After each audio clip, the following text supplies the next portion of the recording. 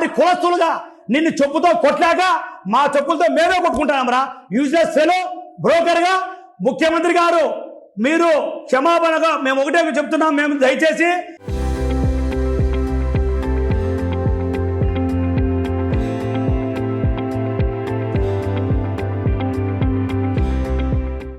మీ సహనాన్ని మీ ఓపికని మీరు అద్దులు ఉన్నాయో కానీ మాకైతే అద్దులు లేవు. చాలా బాధాకరమైన విషయం.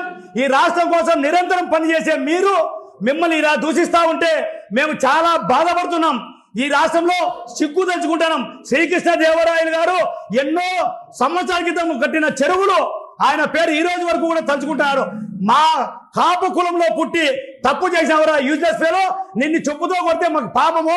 మేము కొట్టుకోలేక కాపు కులస్తుడిగా కాపు కార్పొరేషన్ డైరెక్టర్గా నేను పనిచేశా.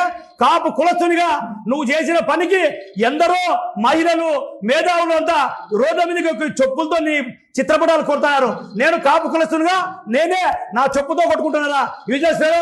జగన్మోహన్ రెడ్డి గారు వెంటనే ఇలాంటి కామాంధుని పార్టీ నుంచి బహిష్కరించి సస్పెండ్ చేయాల్సిందిగా కోరుతున్నాం.